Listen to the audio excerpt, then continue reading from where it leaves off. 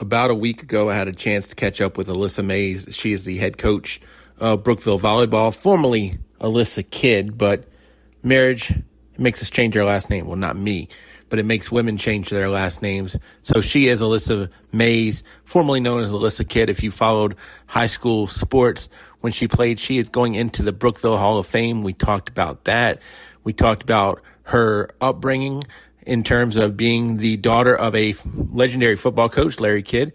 Also her mom and sister get their flowers as well, her mother Darlene and her sister Chelsea. And we talked about the climb to CNU and a lot more. Alyssa Mays, always great to share time. We even have a cameo from Jeff Woody. You might have to turn up your volume a little bit to hear it. Apology for any audio issues, but never going to apologize for Alyssa Kidd, because Alyssa Mays, I should say, she has a lot of great information. Interrupted her too much on my end, tried to make it conversational, but hey, I should have let Mays go because Mays knows what she's talking about. And in the words of Jeff Woody, Alyssa Mays is the truth. Let's hear a lot of truth on the Sports Buffet podcast. The Hall of Fame beckons. It beckons for Alyssa Mays, formerly known as Alyssa Kidd. I guess the artist formerly known as Alyssa Kidd. Talk about how special is the Hall of Fame, first off. Oh, wow. It's super special. I just feel so honored to be selected to go into the Hall of Fame, especially to be one of the first volleyball players to go into the Hall of Fame. I poured my heart and soul into this program when I was in high school, and to be back coaching this program means a lot to me. But to go in with the group that I'm going in with means even more. One of my best friends growing up, Brittany Campbell's going in too. She's a phenomenal athlete. Logan's going in. So to go in with that group means even more to me. Now into the nuts and bolts of coaching and stuff like that. When did you know you wanted to be a coach? Probably from early on. When I went into college playing, I knew post-grad that I wanted to try and GA somewhere, assistant coach somewhere, and I did for a little bit when I went to LC from CNU. I coached there. And then I always knew I wanted to be a coach, but I also wanted to be a teacher. And once I got into the college realm of coaching, I don't absolutely love the recruiting process and going all over 24/7. I still wanted to be a teacher, so I decided to go back to high school. My ultimate goal was to be back at Brookville and to coach the program that helped create me and mold me, and I wanted to do the same for these. Was that a give back attitude of, hey, they've given so much to me, I want to give back? Yeah, very much so. This place was my home forever. I grew up here, played here. I always wanted to come back to Brookville to give back to that same program. 3-part question. What made you a better coach? Being the daughter of Larry and Darlene, being a mom and a wife, or being a college athlete? All three of them. Talk about how each one helped it. So growing up, my parents both played sports. They were playing intramural sports when I was little, so we were always with them. Like, I was always at a ball field, a football game. I was always playing sports. And anybody that played sports for my dad will definitely, they always make comment like, oh, we know how you were raised. And like, my parents definitely instilled in me like the grit, the no quit, you can do everything, you can balance and play multiple sports and travel sports. And real quick, if someone's been under a rock, Larry Kidd coached football in the area for a long time at Appomattox.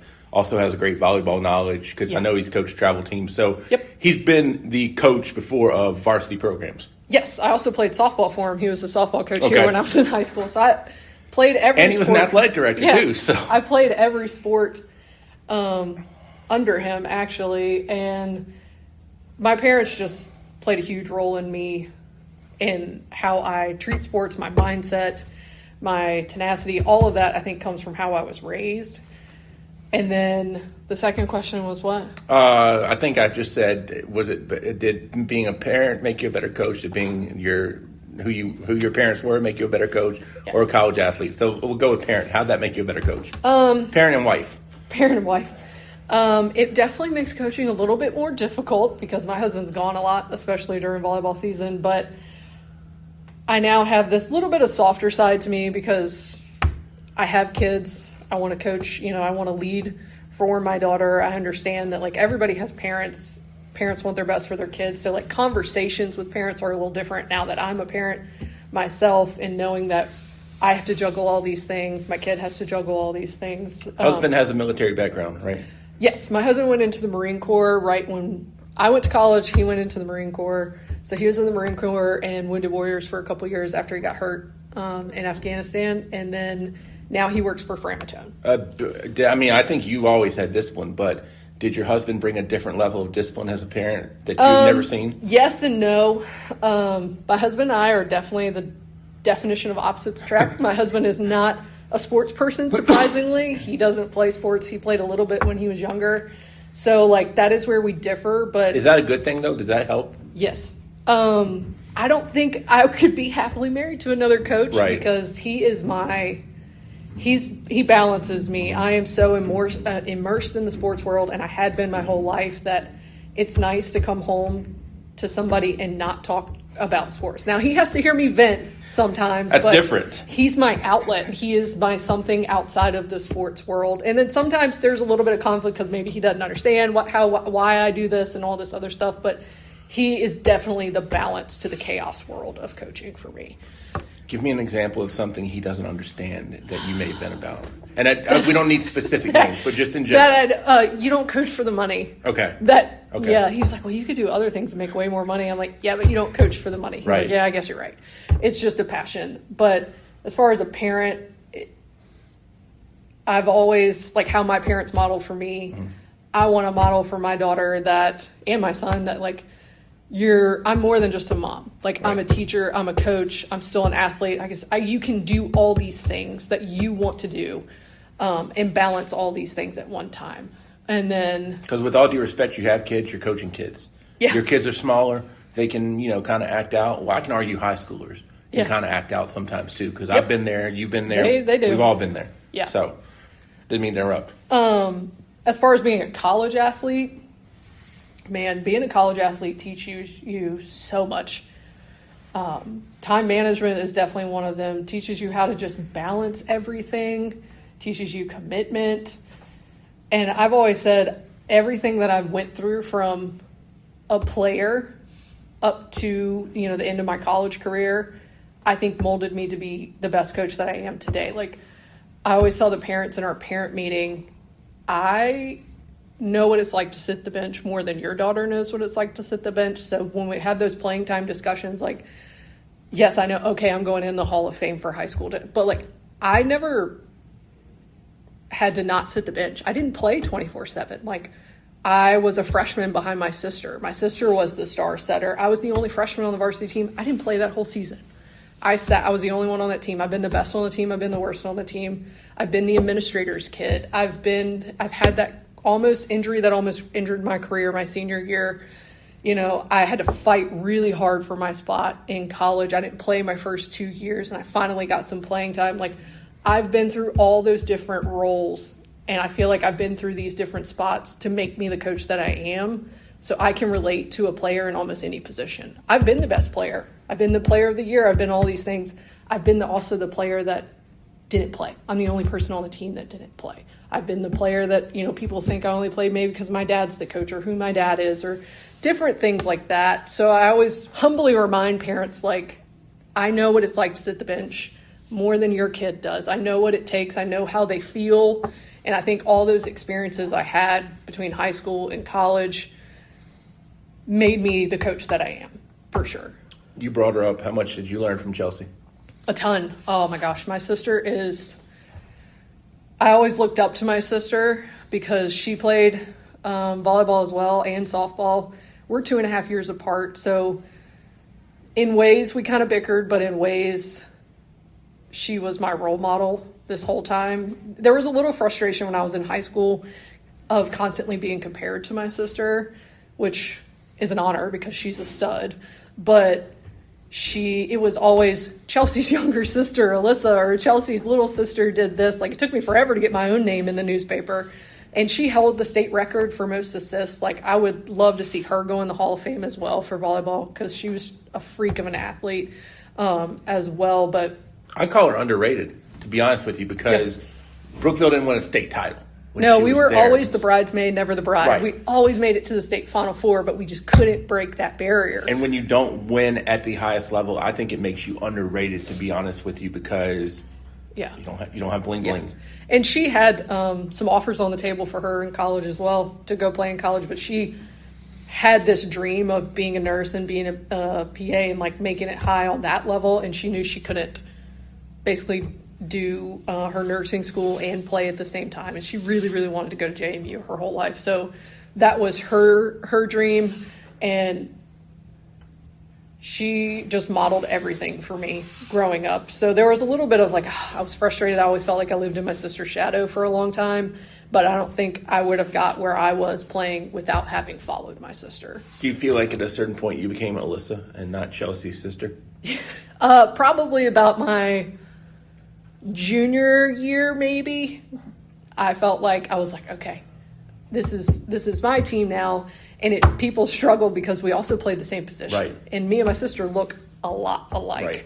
Right. So people are like, gosh, is this girl ever going to graduate? Because... And did y'all both play for the same coach? Yeah, we both played for Athena. Which makes it, I'm assuming, in a way, and I love Athena, but probably a little bit more difficult because you can still be compared. Yes, we were compared in every aspect. But it was probably about my junior year where I felt like I could be my own self. Please bring all laptops to the 1200 room, please.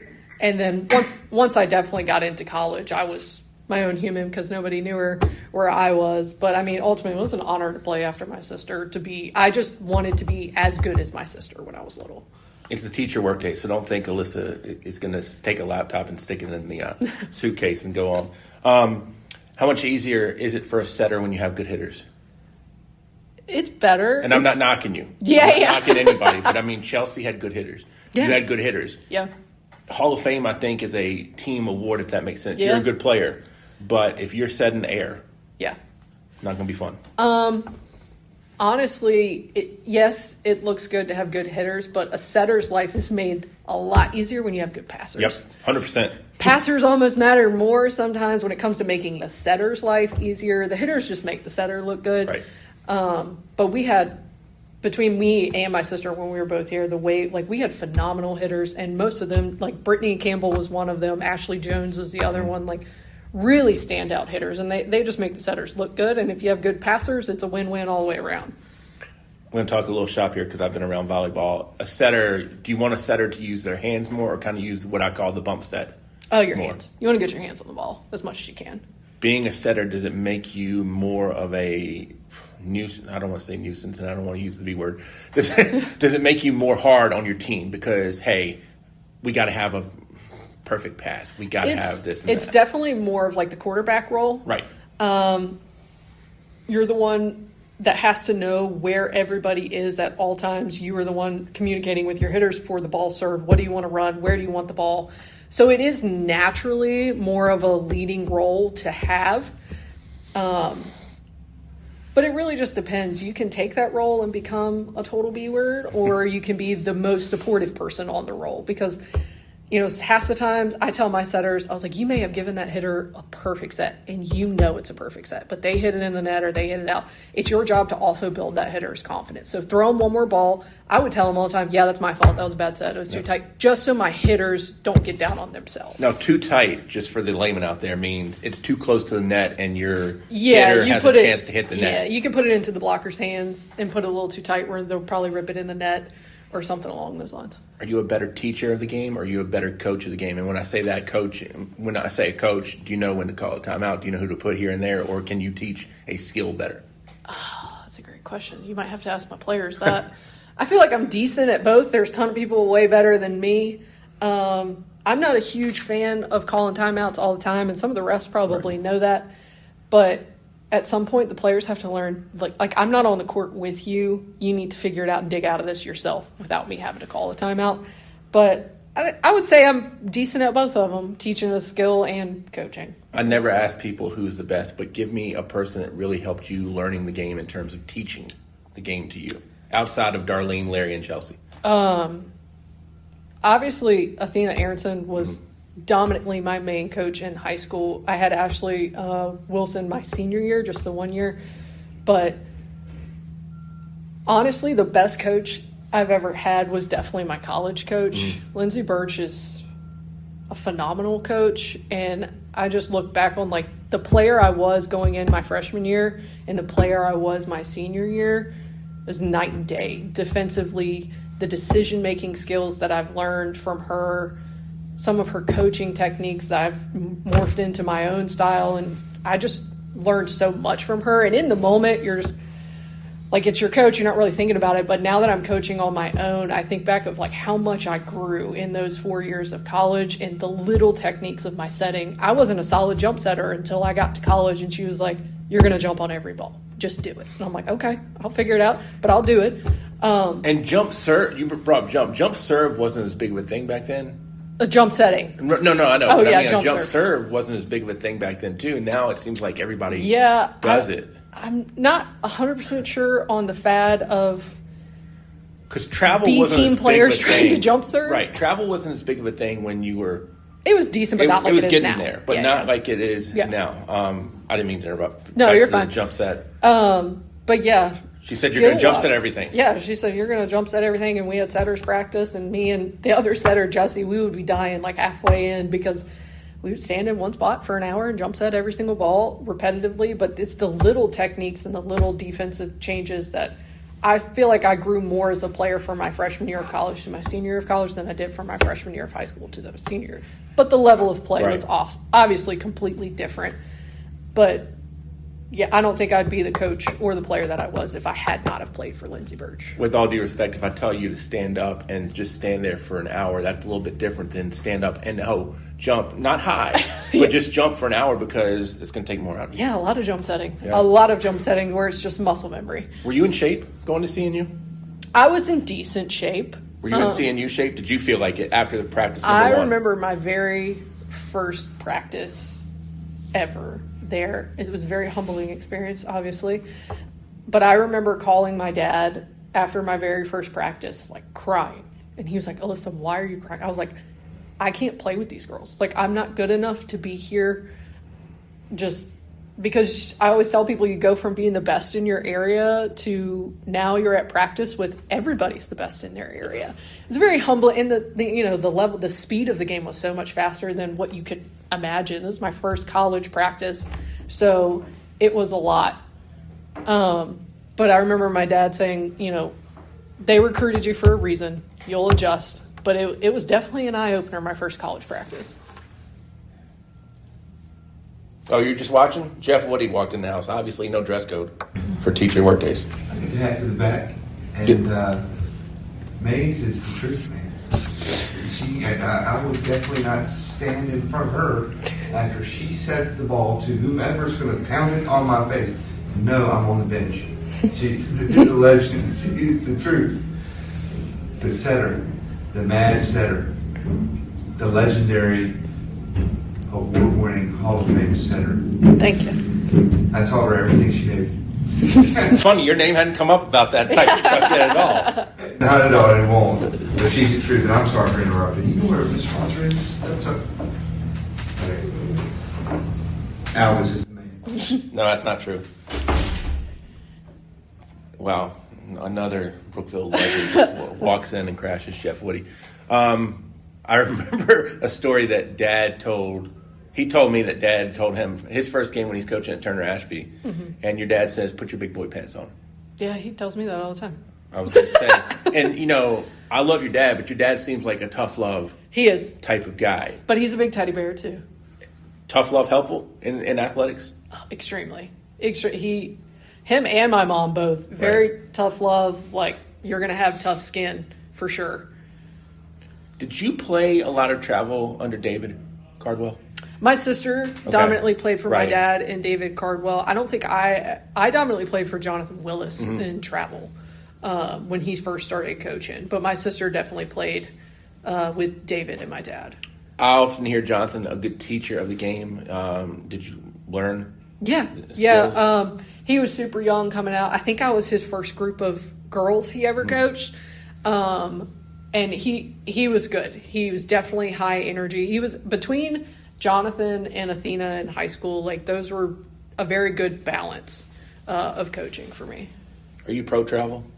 I am obviously very pro travel because I think it helps develop. My only problem with it now is just like every sport, it's turned into a year-round thing to the point where we're seeing kids not being able to play multiple sports, which kind of bothers me because kids get burnt out so fast and it's getting insanely expensive compared to what it used to be. And it's just... Everybody does it now. Everybody does it. And we're also... Nobody gets cut. Everybody makes a travel team, which in return sometimes makes our life as high school coaches harder because we'll cut a kid and they're like, well, my kid made travel. I'm like, well, that's because they took your money. Like, I don't know what to tell you. But I do wish it would go back to true season so you can really enjoy the multi-sport athlete again. Like, I played 3 sports. I played travel sports, and they can't do that anymore. How important is playing multi-sports? It's very good for your body. Mentally, it gives you a break from your sports. I think you learn to love a sport a little bit more and truly look forward to those seasons.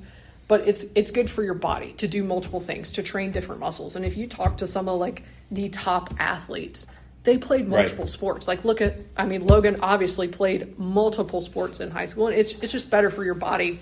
And kids don't tend to get as burnt out as much. I say this lovingly. You're going into the Hall of Fame for your volleyball career. What else did you play in? I played softball all the way through high school as well. Not going in Hall of Fame for that. I was decent, but it helps. Not volleyball. Right. My point back to like you talked about with Logan and even Woody played multiple sports. It helps not only your physical, but I'm assuming your mental. If you're the star on the volleyball team and you're not the superstar on the softball team, do you learn how to become more of a team player? Does that make sense? 100%. 100%. It's I may have been a standout in volleyball, and I was decent in softball, but not like I was in volleyball. And you learn to kind of take a normal role, and you don't have to be necessarily the captain and the leader on this. And it's just better for your body, and it makes you love your other sport more. And I try to do that as best I can now with volleyball. That you have some coaches that season ends and 2 weeks later they're starting to open a gym, and I don't do that. I'm like, I don't want to see y'all for 2 weeks, but I need a little bit of a break. But I don't start until after spring break. I want you to have a break. I want you to do other things. And I want you to go play other things. And I want you to get to a point where you want to be back in the gym playing volleyball. And I think the fact that I give them a break and I don't hound them and I let them play other sports is the reason I have a pretty high retention rate on our program. No knock to your kids or Corey, would you be worried that you'd be different if you were a single person in terms of getting them back in the gym quicker and being more of that person? Okay, good. No. I still, I push my kids to play other sports. Right. Like, if they're not playing basketball or softball or anything like that, most of the time I've pushed them to do track. Mm-hmm. Do shot, do something that's going to benefit your body for volleyball. And most of them do play travel, which is good, but... No, I need a break just as much as they need a break. I've got to want to be back in the gym again. So you would convince a kid, hey, go play this sport. I'm not going to say you're saying it to them, although you're saying it now. Mm-hmm. You might not be as good at the other sport as you are this sport. But 100%. Still. I pushed probably... Do you have that discussion, though? Yeah, I've pushed 3 or 4 of them this year to do indoor track. They're like, well, I don't really... I was like, yeah, well, track is going to be the one sport that is going to help you in all your other sports. Right. Like Emma threw shot put. One of our middles was throwing shot put. One of our DSs, she was running. 2 of our DSs were doing sprints, stuff like that. They're like, well, I'm not that. I was like, I don't care. Do something else. Do something else. A lot of running when you got to seeing you? A lot of running? Mm-hmm. No, not actually. We did a lot of lifting, a lot of quick conditioning, a lot of circuits, right before practice. But I don't ever recall... At least in my first okay with the conditioning. It's just that first practice, I want to go home. The first practice, I didn't want to go home. I was like, I'm not good enough to be here. I might have been, but I definitely had self-doubt as far as the ability of the girls around me. I was like, I'm not good enough to be playing here. And obviously, it worked out for the best because I had a phenomenal college career, but it was a humbling experience. The speed of the game is what shocked me. Was there ever, I'm not asking for names, but was there ever a close second behind seeing you?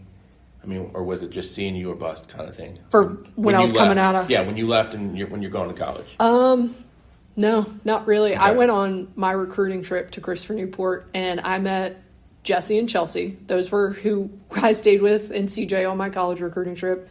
And within an hour of being with those girls, I was like, this is where I'm going to be. Right. I absolutely loved it.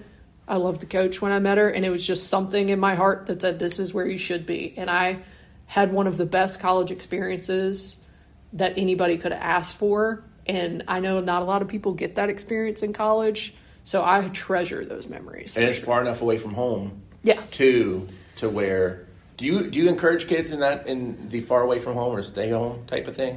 When I was younger, I was a homebody big time. You could ask my parents, like, I was never going to go anywhere, but my parents were sure when I went to college, they were like, oh, she'll probably be back in a month because she doesn't like to be away from home. But I loved it there so much that I got there and never looked back. I really say go wherever you're comfortable. Mm-hmm. And I do a huge part of it. My dad had told me when I was going through the recruiting process was make sure you like the school. He was like, because you could tear your ACL week into season. Would you still want to stay at that school to play? Don't just make the decision on sports. Like, we'll worry about whether you got a scholarship, not scholarship, whatever. But do you like the school? And I absolutely loved Christopher Newport. Final topic question. Are you relational? What do you mean?